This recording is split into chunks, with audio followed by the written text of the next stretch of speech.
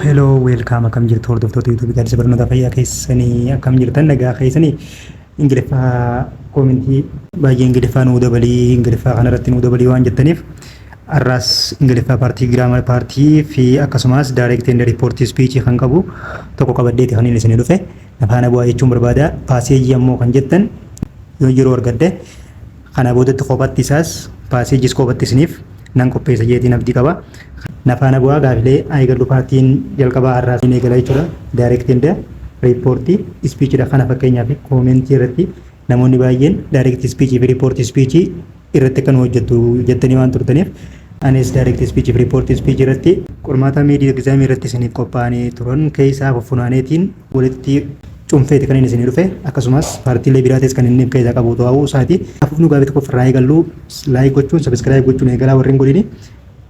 Yaada keessan koomentii jedhan akka gaafii tokko ofirraa eegallu gaafii tokko afaan maal jedha. Use the correct reported form of the direct speech. Reported form isaa filadhu jaa direct speech inni nu kan kami kana jechuudha. She said I will finish the report tomorrow. Buru gabaasa kiyya nan xumuraa jettee jechuudha. Nuti immoo yeroo muraasa booda yookaan guyyaa muraasa booda turree xiqqoo yoo nama biraatiif kan himnu taate yookaan report kan goonu yoo taate how can we report after sometimes.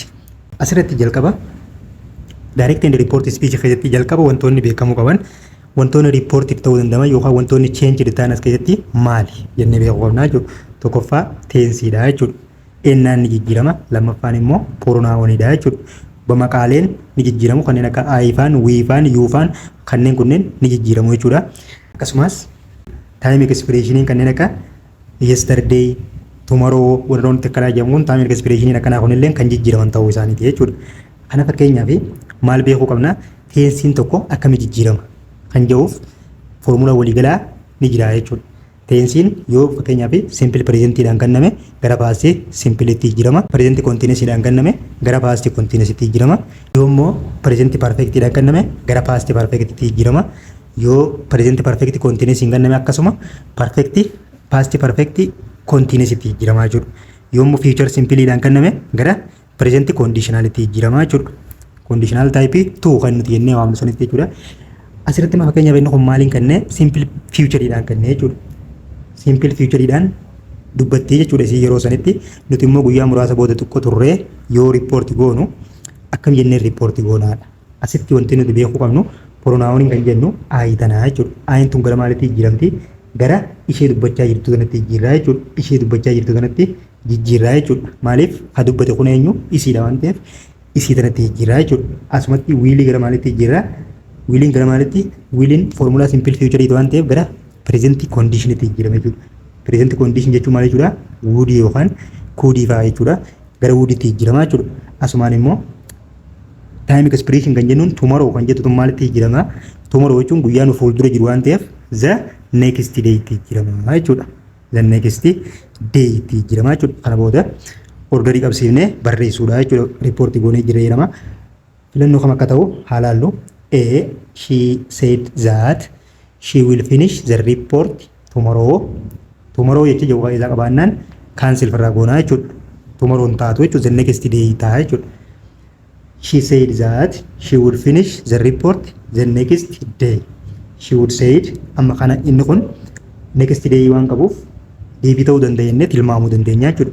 Kunis deebii ta'uu danda'a. Fakkeenyaaf kan next day qabu asittillee kunis next day qaba waan ta'eef deebii ta'uu danda'a lameen kana keessa barbaadna jechuudha deebii.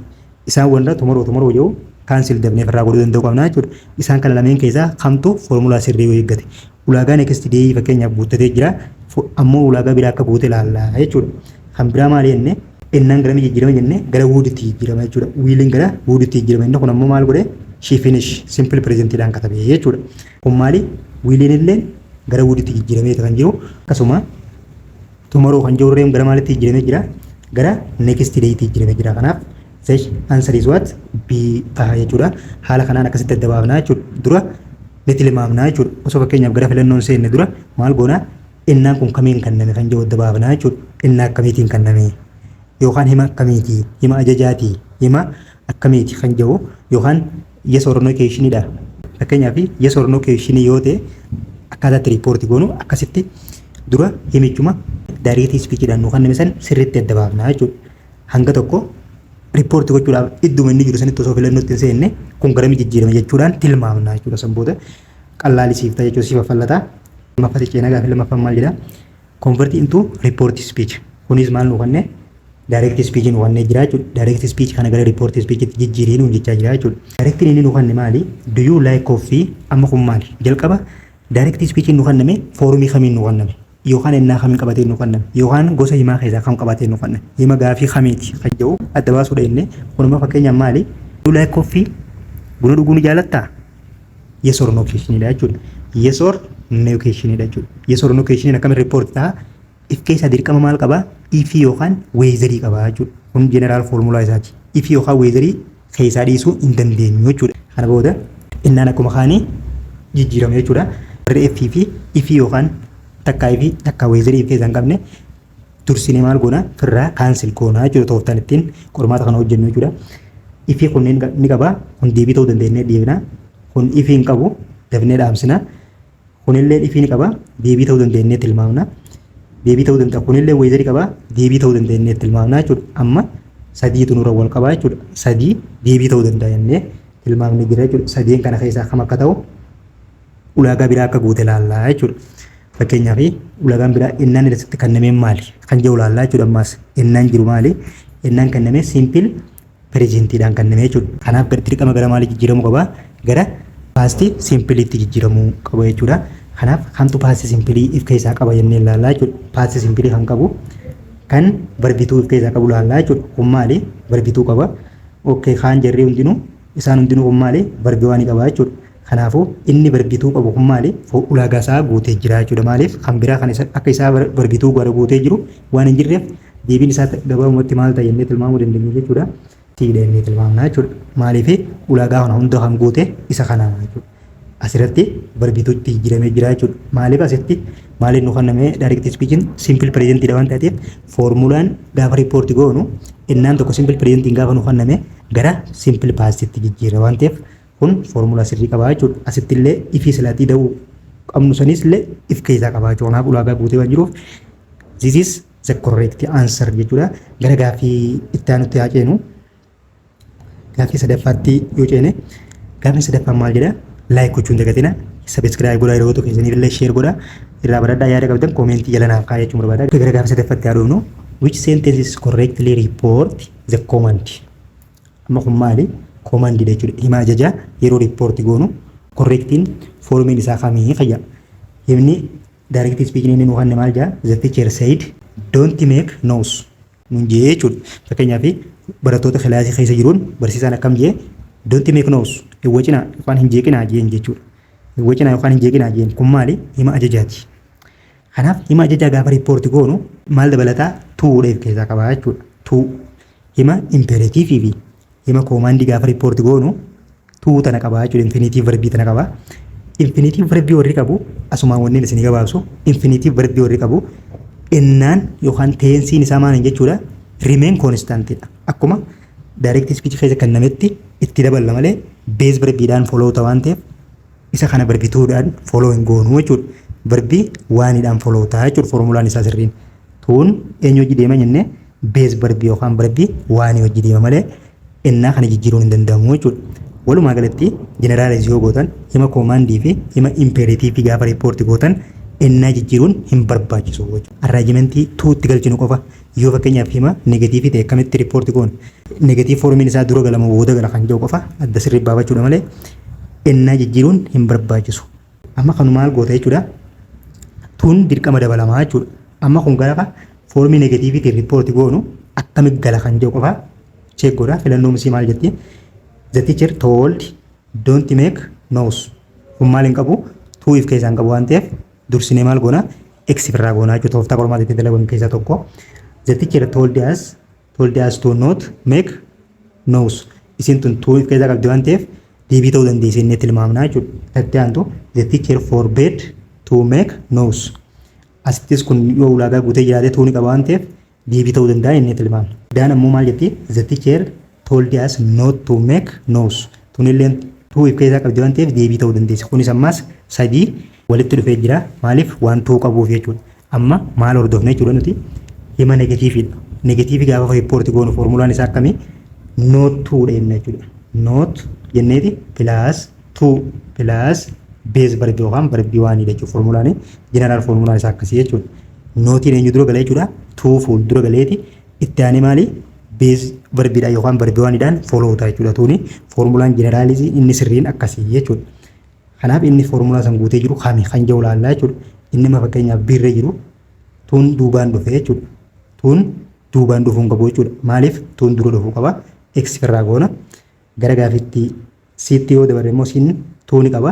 Garuu hima negatiiv riippoorti godhu jiru waan ta'eef foormii negatiivii qabatee hin jiru. Kanaaf irraa X goona. Kanaaf deebiin qophatti nu hafee jira jechuudha. Akkasuma deebiin qophee maali? Deebii D taataa jechuudha. D maali?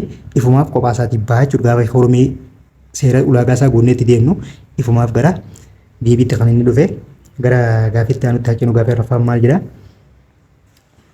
Gaafii afuraffaan identify the correct indirect speech.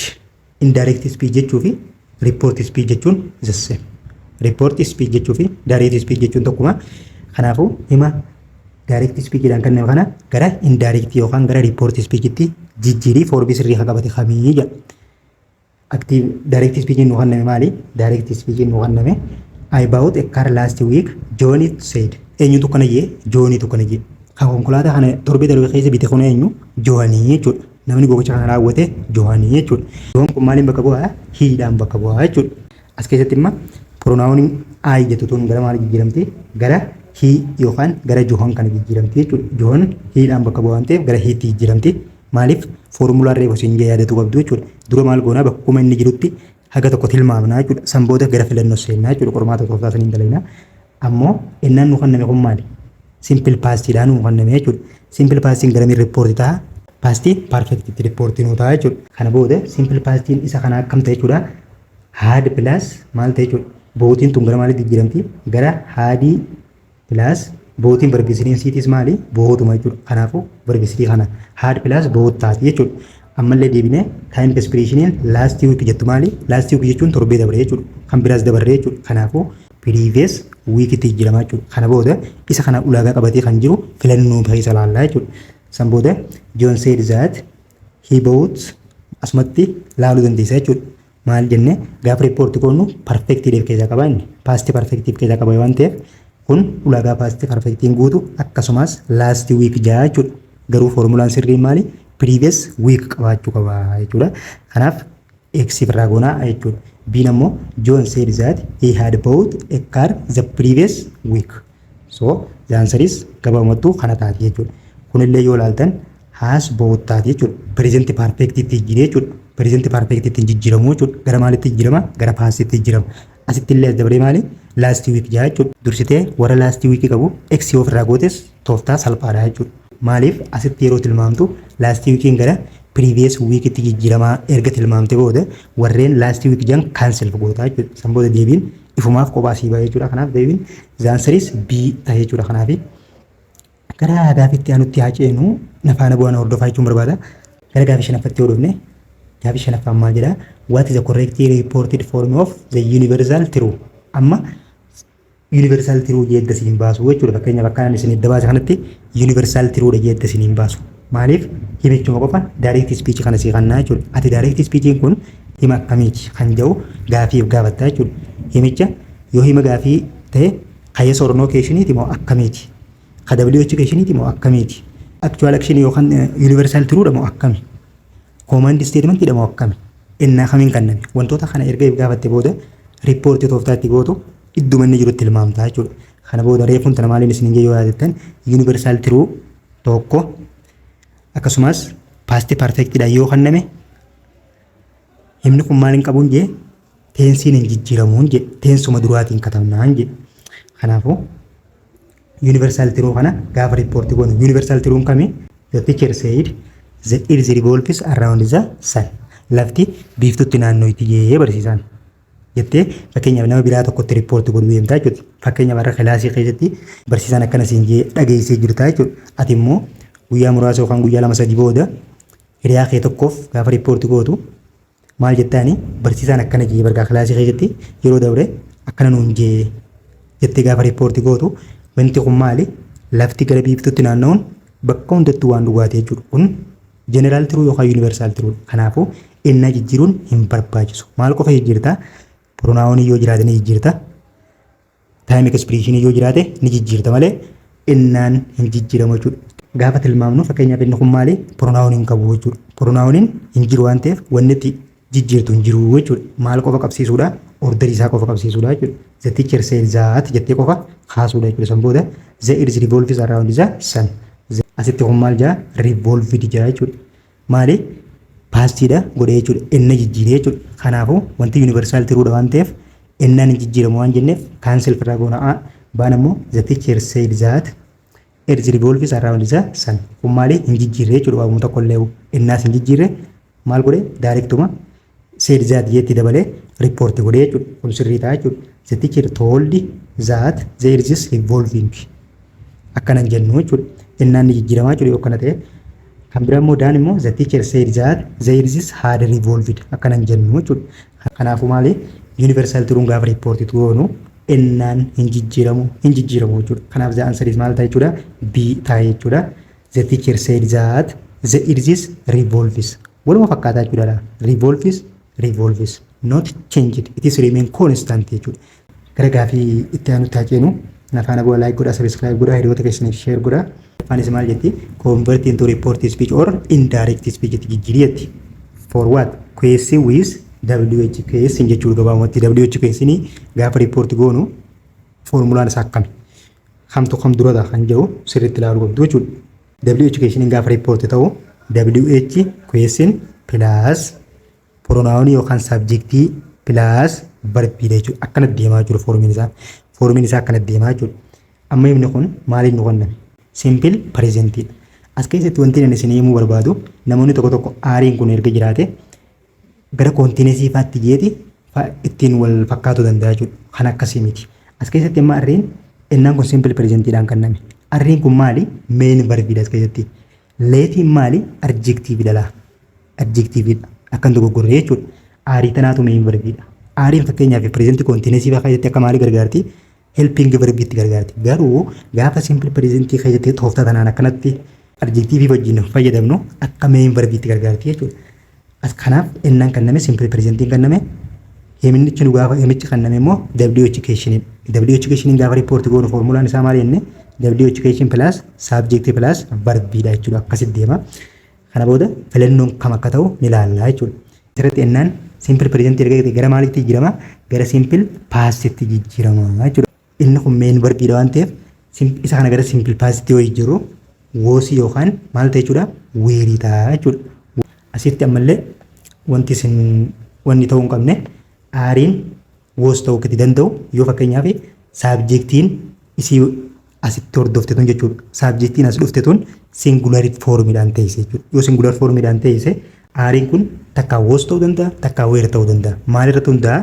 Saabjektii bakka tana erga riippoortii goone saabjektii bakka tana jirtu sanitti murteessaa jechuudha. A. She asked me why was I late? B. She asked me why I was late. C. She asked me why you are late.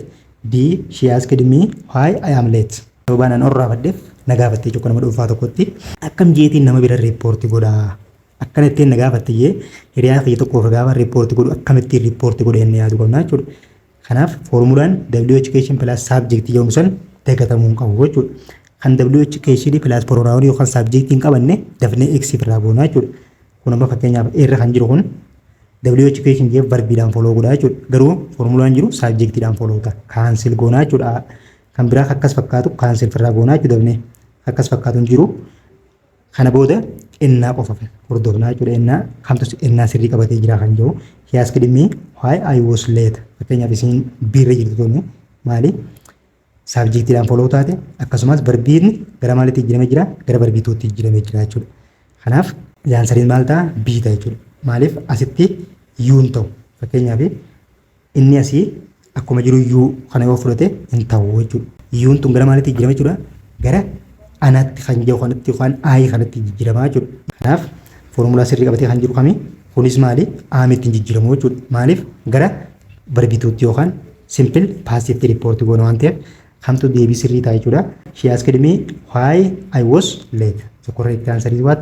B ta'e jechuudha gabaabumatti. Tooftaa kanaan sirriitti adda baasuu ni dandeessan jechuudha baay'eeti.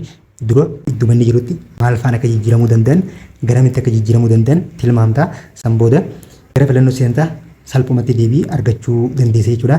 Gara gaafii itti aanutti hojii gaafii itti aanu maal jedhaa? Kunillee maali? Imperatiiviidha jechuudha. Imperatiiviin maal jennee innaan jijjiiruu kan jenne waan ta'eef if duratti hojjennee jira jechuudha. Kanaaf kana deebii salphumatti deebiin kana jennee bira darbuu dandeenya jechuudha. The doctor said take the medicine twice a day. Dooktarri tokko fakkeenyaaf mana yaalaa erga deemte booda qoricha kana guyyaatti si'a 2 fudhadhu siin jee jechuudha. Maali? Advice godhaa jechuudha. Si gorsaa jira jechuudha. Qoricha kana guyyaan si'a 2 fudhachuu qabda siin jechaa jechuudha. Isa kana gaafa nama biratti fakkeenyaaf ganama mana yaalaa deemee dooktarri qoricha naa kanne. Qoricha kanaas kun qoricha kana guyyaatti si'a 2 fudhadhu naan jee jettee gaafa hiriyaa kee tokko yookaan kan mana jiru tokkotti riippoorti gaafa gootu maatii keetiif jechuudha. Akkamitti riippoorti akka gootu seera isaa kan gaafatudha jechuudha. Tooftaa kamiin jenna kan jiru innaan jijjiiramu inni jira jechuudha. Innaan akkasuma riippoorti ta'a. Maaltu jijjiirama as keessatti bakka kanatti wanti isin himu riippoortiingi verbii jedhanii jira jechuudha. Riippoortiingi verbii kan jedhamu isa ala jiru kana jechuudha. Isa ala jiru kun riippoortiingi verbii jedhama. Riippoortiingi verbiin tun ni jijjiirama. Maal ibsuudhaaf? Innaan san fakkeenyaaf gochaan ati himaa jirtu kun akka yeroo darbe ta'e yookaan kana dura akka ta'e maaltu sitti hima jechuudha. Bakka kanatti riippoortiingi verbii bakka kana jirtuutu sitti hima jechuudha. As keessa innaan tokkollee ni jijjiiramu jechuudha. Filannoon kam akka ta'u waliin haa laallu. The doctor advised to take. Himni kun maali? Imperatiiviidhaan maal qabaatu qabeen reefu yoo yaadatten tuu qabaachuu qaba jennee hin dagatina. Tuudhaan riippoortii goonaa inni imperatiivii koomandii. Garuu yes or no questionii if or whether qabaa inni. Kana booda inni kunis tuu qabaa jechuudha. Warra tuu hin qabne keessa barbaanne dabnee firraa x goonaa jechuudha. The doctor said to take medicine twice a day. Tuu ni qabaa hin qabu. Kanaaf deebiin ta'uu dabnee kaansel firraa goonaa jechuudha. Siina maal jettee the doctor advised me to take the medicine twice a day. Kun maaliin tuu ni qabaa deebii ta'uu danda'a inni tilmaamnaa jechuudha. Kan biraan immoo the doctor told that take tuu ni qabaa hin qabu jechuudha. Kanaaf deebiin eenyuuf keessaa ta'a jechuudha. Amma lameen qofa deebii filannee jechuudha. Haa ta'amoo caataa qofa hayyoo qofa sirriitti adda baafnaa jechuudha. Har'ata jirtu tana fakkeenyaaf yoo dubbiftan the doctor advised to take the medicine twice a day. Fakkeenyaaf qoricha kana eenyuun guyyaatti si'a 2 fudhu jeen hin beekamu jechuudha. Bakka kanatti objektiin sanii hin jiru jechuudha. Aadan irratti aan objektiin qabu. Fakkeenyaaf gocha dooktarri dhugaadha gorsuun ni jira. Eenyu akka gorsaa jiru hin beektu jechuudha irratti. Fakkeenyaaf immoo caarra jirtu yoo dhuftan caarra jirtu the doctor advised me qabdi jechuudha. Me to take the medicine twice a day. Kanaaf ulaagaa hunda guuttatan jirtu eenyu jechuudha. Kanaaf ulaagaa hunda kan guuttatte siidha jechuudha. Maali qabdi? Objektiivii qabdi. Objektiivii qabaachuudhaan maali? Arraa adda taate jechuudha. Kanaaf jaansariis siitaa tooftaa kanaan laaltaa jechuudha. Walumaa galatti tuu'if keessaa qabaachuun amala koomaandii fi imperatiiviiti jechuudha. Koomaandii fi imperatiiviin asumaan koomaandii fi imperatiiviin garaagarummaa isaan qaban garaagarummaa baay'ee xiqqoodha jechuudha. Maal jechuudha? Imperatiiv jechuun himuma koomaandii ta'e kan rispektiif keessaa qabu jechuudha. Poolaayitiidhaaf keessaa qaba jechuudha. Poolaayitiidhaan nama ajajjaa jechuudha. Ammoo akkuma siivikii keessa baratanii beektan koomaandii jechuun siivikii keessa maal jechuudha? Kan diktaatarasm jechuudha. Kan humnaan mirga keenyaan sin kabanye poolaayitileessisan jechuudha. Inni sun koomaandii jedhama. Imperatiiviin garuu ajajuma qabaatee maal qaba? Poolaayitiidhaan si ajajaa jechuudha. Garaagarummaan jiru hangasuma tooftaan itti riippoortii goonu zassem. The next question. Okay, gara gaafii 8ffaatti haa dhufnu. Gaafii 8ffaan maal jedhaa? Gaafii 8ffaan which sentence is correctly reported a mixed sentence of statement and question. Kun maaliif keessaa qaba? Hima lamaa jechuudha. Qormaatileen akkanaa fakkeenyaaf gaafilee kana kana wanneen isiniif fideen maali? Gaafileen akkana kana fidaa jechuudha. Barnoota sadarkaa olaanoo waan ta'eef gaafilee xiqqoo chaalenjii gochuu danda'an exceptionii qaban waa dabalataan waatti dabalamanii riippoortii ta'an gaafilee akkasiisan fidaa jechuudha keessaa guuree. Kanaaf gaafilee akkasiisan wanneen qormaata garaagaraatirraa qormaata bareedduutirraa yuunivarsiitiilee garaagaraa keessaa qormaatilee akkana kana fuudhee wanneen isiniif fideen maali? Gaafileen dhuftu gaafii riippoortii spiichii keessatti gaafiin dhuftu gaafii chaalenjii gochuu dandeessu jechuudha. Gaafii waa dabalattu jechuudha. Gaafii xiqqishuma takka waan jijjiiramne jechuudha. Gaafileen akkaan amma hojjechaa jiru kana jechuudha. Kanaaf mi'a tanaasaa hojjennu maal jetti? Tun I am tired jetti. Statement tanni jeentuun tanaa jechuudha. Question tanni jeentuun ammoo can you open the window? Tun maali? Yes or no questionidha. yes or no question report gaafa goonu if yookaan whether if keessaa qabaachuun isaa dirqama. Akkuma himoota biraa wantoonni hundi ni jijjiiraman. Dabalataan garuu maal qabaa yes or no question if yookaan whether if keessaa qabaachuu yeroo report goonu. Isin tun maali simple presentiidhaan kan namti. Tired kan jettu isin dogoggorsiisuu dandeessi. Tired kan jettu adjectiveidha. Adara adjectiveidha malee verbii miti.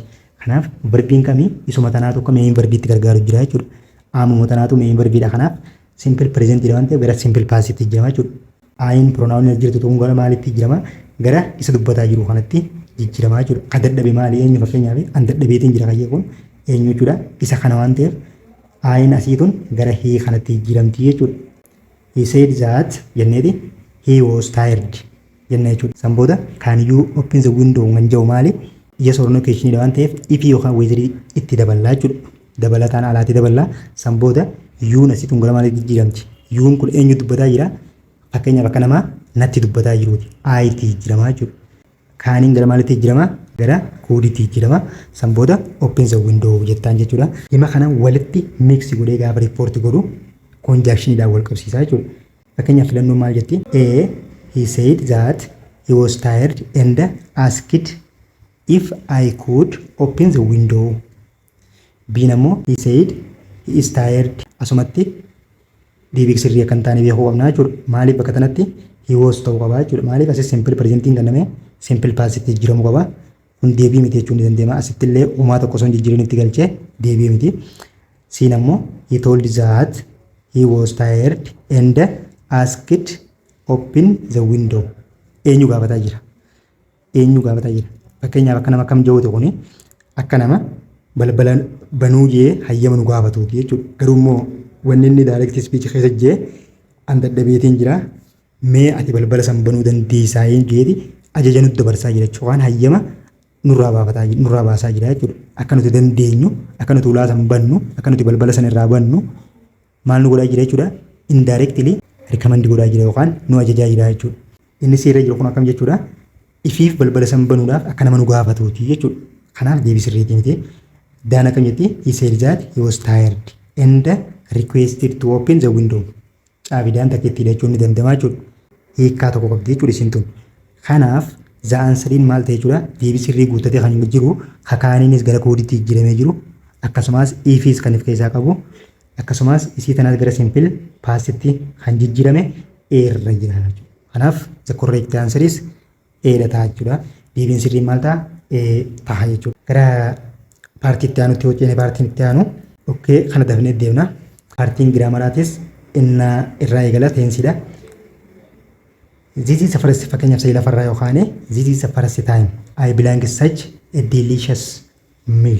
Asumaan gabaabumatti keenya isinitti isin himu tun maali experience daa'imaa jirti jechuudha. This is the time fakkeenyaaf erga gara iskuulii dhufe har'a wanti addaa takka na mudatte yookaan wanti tokko na mudatuun kun si'a jalqabaati yookaan yeroo lamaaf deebitee na mudatte. Yaada keenya san baafnee ittiin ibsannu innaan nuti fayyadamnu maali? Presentii perfectidha jechuudha.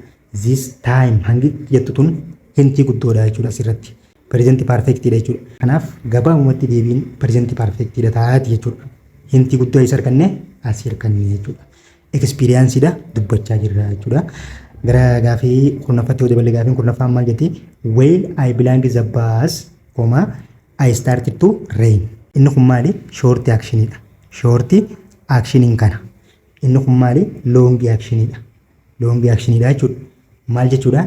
Innaan tokko yeroo darbe keessa fakkeenyaaf yeroo darbe keessa inni tokko longly yookaan continuously hojjechaa ture. Inni biraa immoo battaluma sanitti dhufee hojjete jechuudha. Kun maali? Long actionii fi short actionii akkaataa itti wal qabsiifnu jechuudha. Karaa tokko jechuudha kun. Long actioniin maaliin ibsama? Short actioniin maaliin ibsama? Innaa yeroo darbe keessaa waan ta'eef kan continuously ibsamu past continuouslyidha. Kaan immoo short actionidha ta'eessa yookaan maali yeroo darbe keessa waan ta'eef simple pastidhaan ibsame jechuudha. Kun formula simple past qabatee jira. Asiin ammoo maal tokko galu long actioniin gaman akka jiru beekuu qabna. Karaa biraatiin immoo whale isiin jettu tun yookaan wal qabsiistuun whale jettu tun maal ta'uu si beektan jechuudha. Yeroo baay'ee continuous formidhaan follow ta'uu si qabadhu jechuudha. Continuous formidhaan follow taati yeroo baay'ee jechuudha. Parsantaa 80 jechuudha. Continuousdhaan follow taati. Especially continuous keessaa illee continuous kam jechuudha. Past continuousdhaan follow taati jechuudha. Karaa tokko. Karaan biraan kareef hojjenne kana jechuudha. Long action fi short action yeroo darbe keessa gochoonni lama inni tokko longly hojjetaa ture yookaan continuously act ta'aa ture tokko immoo sadeenalii maal ta'a gaafa dhufee irratti ta'u gochoota san lamaan wal qabsiifnee yeroo dubbannu tooftaa kanaan dubbannaa jechuudha. Kanaaf long actioniin past continuous ibsameeti short actioniin maaliin ibsama simple past dhaan ibsama jechuudha. Kanaaf the answer is maal ta'e jechuudha was waiting jedha jechuudha. Maaliif formula past continuous qabatee kan jiru isa qofaa jira jechuudha mamiin qabu. Gara gaafii 11ffatti hojjenne gaafii 11ffaan maal jetti? Gaafii 11ffaan I belong in this city for 5 years. Kuniif gaafii reefoo takka ittiidha jechuudha gaafiin jalqaba hojjenne. Kunis maali experience waggoota meeqaaf as jiraachaa ture? Waggaa 5 as jiraachaa ture. Akka nama experience dubbatuuti. Fakkeenyaaf isuma reefuu san keessatti ergaan gara iskuulii dhufe waggaa 2 as tureetiin jira. Ammoo wanta kanaa kun kana mudate arra yeroo jalqabaatiif jennee amma fakkeenyaaf jechoota kana lamaan gaafa dubbannu jechoonni kun lameenuu maaliin dubbatama jechuudha? Present perfect dhaan dubbatama jechuudha. Kanaaf inni kunis experience jechuudha. Iddoo jiraataa jirtu kanaaf yookaan iddoo bakka jiraachaa jirtu kanaaf experience qabaa jechuudha. Wantoota as keessatti ta'uu ni beeka. Hawaasa akka as keessa jiraatu ni beeka. Qilleensa naannoo sanii ni beeka. Kanaaf experience keessaa qabaa jechuudha. Experience tokko gaafa dubbannu maal goona? Present perfect dhaan dubbannaa jechuudha mamiin qabu. Karaa biraatiin immoo foorii as laallee maal gochuu dandeenya jechuudha. Foorii faan siinsiin faan especially used for what? Present perfect jennee tilmaamuus ni dandeenya jechuudha. Kunis formulaa tokko. Karaa biraatiin immoo experience gaafa dubbannu akkasitti dubbannaa jechuudha. Gara gaafii 12ffaa ta'uu dhufne gaafiin 12ffaan maal jetti? The students blank their project by the time the teacher is arrived. Maal jechuudha kuni? Yeroo barsiisaan fakkeenyaaf achi ga'utti barattoonni maal godhan jechuudha? Project isaanii yookaan hojii isaanii akka xumuran jechuuti jechuudha. Laalee inni kun maaliin kenname? Simple past dhaan kenname jechuudha. Yeroo barsiisaan bakka san dhaqutti barattoonni dursanii maal godhan jechuudha? Hojii isaanii xumuran jechuu deema. Kun maali? Gochaaleen lama yeroo darban keessa walitti aananii yookaan hojjetaman taate gochi inni dursee hojjetame past perfect dhaan ibsama. Gochi itti aanee hojjetame immoo maaliin ibsama? Simple past dhaan ibsama jechuudha. Kun akka kalee busan long action fi kanaan wal qabsiifne jechuu miti jechuudha. Gochoonni lameen walitti aananii tartiiba qabatanii gaafa hojjetaman inni duraa past perfect dhaan ibsame inni itti aanu maaliin ibsama jechuudha? Simple past dhaan ibsama jechuudha. Kanaaf formulaan gabaabumatti maal ta'e jechuudha? Past perfect jedhu bakka tanaa galuu danda'a jechuudha. Gara gaafii 13 yoo ceemne immoo gaafiin 13ffaan maal jetti? Laayik gochuun dagatinaa sabiskiraayib godhaa hiriyoota keessaniif sheer godhaa laayik godhaa viidiyoo laayik godhuun ittiin jirtanii. Gara gaafii 13ffatti yoo dhufne gaafiin 13ffaan maal jedha? We belong to cinema last night. Wantoota akkanaa gaafa garree mamii takka illee hin qabnu jechuudha. Humaa tokko mamuu hin qabnu maali? Simple past ta'uu beeknaa jechuudha. Last year, yesterday, last month. This time expression is only for what? Simple past. Kanaaf simple past qabatee kan jiru kami wentidha jechuudha. Gara gaafii 14 yoo ceene gaafiin 14ffaan maal jedha? Gaafiin 14ffaan choose the correct relative pronoun. The man blank lives next door is a doctor. Subjective relative pronoun jedhamu objective relative pronoun barbaada kan jedhu. Subjective barbaada maaliif bakka kana maaltu jira? Verbiitu jira. Subjective barbaada jechuudha. Subjective kan ta'an objective asumaan firraa cancel goodaa jechuudha. Inni kun maaliif gargaaruu danda'a? Subjectivittis ni gargaara, objectivittis ni gargaara. Garuu huumiin objectivii malee hin gargaaru. Cancel firraa goonii tokko sirraa dhaabne wichi ta'amoo kun ammoo maali? Possessionidha ibsa. Kun qabeenya ibsa waan ta'eef jara kana keessa hin jiru jechuudha. Deebii kamiif kam keessa laallaa? Isaan kana lameen keessa laallaa jechuudha. Wichidha ta'amoo huudha tahaa kan jedhu jechuudha. Maaliif? Wichiin akka objectivittis gargaaruu danda'a akka subjectivittis galuu danda'a waan ta'eef. Eessa dhufnee daddabaafna? Subjective isa kanaan laallaa jechuudha. Subjectiin zammaal jedha. Zammaal. Maanis waati? Namaa jechuudha kun. Maaniin maali? Nama. Namaaf maal fayyadamna? Huudha fayyadamna yookaan huumiidha fayyadamna jechuudha. Kun ammoo subjective qofa barbaada waan ta'eef kallattumaan maal ta'e jechuudha? Huu tahaa jechuudha. Kallattumaan huu taha. Maaliif? Asmaanii jira. Karaa biraatiin immoo subjective relative pronoun barbaada yookaan verbiidhaan follow ta'ee jira. Qabeenya ibsu saniif jechuudha. Kan biraa fakkeenyaaf yoo filannootti dabalee zaati yoo jee F jee C and E yoo jee this is the correct answer is F ta'uu gosan. Maaliif zaatis ni fayyadamna jechuudha. Maal waan hin qabneef koomaa asii waan hin qabneef jechuudha. Koomaa bakka tanaa waan hin qabneef zaatis fayyadamuu dandeenya. Yoo koomaa qabaate maali? Fayyadamuu hin dandeenyu jechuudha. Gara gaaffii 15ffatti yoo jenne gaaffiin 15ffaan maal jedha? Gaaffiin 15ffaa fi 16ffaan gosoota seentensisiiti. Seentensisiin kun hima salphaadha moo hima dachaati moo hima dachaa xaxamaadha moo akkas jennee kan adda baafnu jechuudha. Kanaaf identify the sentences type gosoota himaa armaan gadi adda baasii hima kam hima kanaa jechuudha. Was the weather was bad, the flight was delayed. Maal jechuudha kun jechuun haalli qilleensaa badaa waan ta'eef hanga kan maali? Fakkeenyaaf hanga bakka kanatti maali? If clause dha jechuudha. Ciroo hirkataadha jechuudha. Maaliin beekna? Because conjunction akkanaa kana warri duraa qaban if fa in case also wayli karee busanfaa wantoonni akkanaa kanaan itti maxxananii kan jiran kun maali? Subordinate fi akkanaa kun kan warri itti maxxanan kana maal jennee dubbifna? If clause dha kan ciroo hirkataadha jennee dubbifna jechuudha. Kun amma fakkeenyaaf hanga asitti ciroo hirkataa tokko qabaa jechuudha. Koomaa godhee the flight was delayed. Balaliin xiyyaara maal ta'e? Delayed ta'e yookaan gara yeroo biratti darbe. Amma kun maali? Ergaa guutuu dabarsaa jechuudha. Ergaa guutuu dabarsaa jira jechuudha. Himni independent clause tokkoo fi dependent clause tokko of keessaa qabu hima maalii ta'uu danda'a? A simple, B compound, C complex, D compound complex. The answer is what? Complex ta'aa jechuudha. Asumaan gabaabuma wanti isin adda baasu maali? Simple sentences jechuun hima akkamiiti? Hima ciroo of danda'a tokko qofa qabu jechuudha. Ciroo of danda'a tokko qofa. Fakkeenyaaf isii tana qofa yoo qabaate himni kun simpiilidha jechuudha. Fakkeenyaaf compound jechuun ammoo hima ciroo of danda'a akkanaa tana meeqa qabu jechuudha? Lama of keessaa qabu jechuudha. Ciroo hirkataa tokko illee osoo hin qabne ciroo of danda'a qofa lama yoo qabaate himichi san maali? Hima dachaa jedhama jechuudha. Asitti kan namatti kompleksii ta'u maali? Kompleksii fi compound kompleksii kana jechuudha. Inni kun laal isa kanarratti isaan kanaaf isa caarra jiruu fi daara jirtu wanti ittiin adda baaftan maal qabaachuudha? Baay'ina ciroo if danda'a isaaniif keessaa qabaniitiin adda baafnaa jechuudha. Ciroo if danda'an isaaniif keessaa qaban fakkeenyaaf compoundiin yoo xiqqaate at least jechuudha. Ciroo if danda'a meeqa qabaatu qaba? Lama if keessaa qabaatu qaba jechuudha. Ammoo kompleksiin kun ciroo if danda'a meeqa if keessaa qaba? Dirqama tokko qaba jechuudha. Ammoo baay'inni ciroo hirkataadha. Isaan lameeniifuu daangeffamaa miti jechuudha. Lama ta'uu danda'a, sadi ta'uu danda'a, tokko ta'uu danda'a, afur ta'uu danda'a, shan ta'uu danda'a jechuudha. Garuu wanti itti dabaafnu himni ciroo hirkataan fakkeenyaaf ciroo hirkataanis jiraate ciroo of danda'anis erga jiraate booda himni san kompleksiidha moo compound kompleksiidha jennee dabaasuudhaaf baay'ina maaliin ilaalla jechuudha? Baay'ina ciroo of danda'a isaaniif keessaa qabanii. Yoo ciroo of danda'a tokko qofa qabaate kompleksiidha. Yoo ciroo of danda'a lama qabaate immoo compound kompleksiidha jechuudha. Shortly akkas jechuudha. Kanaaf deebiin isii tanaa maali? Kompleksiidha ta'a. Maaliif? Ciroo of danda'a tokko qofa qaba jechuudha. Ciroo hirkataanis ni jira. Ciroo of danda'a garuu tokko qofa qaba waan ta'eef this is complex sentences jechuudha. Gara gaaffii 16ffaa fi isa dhumaatii gaaffiin kunis maali? Sentensisuma jechuudha. Himuma. Which of the following is compound sentences? Himoota armaan gadii keessaa compounding sentences kan ta'e kami?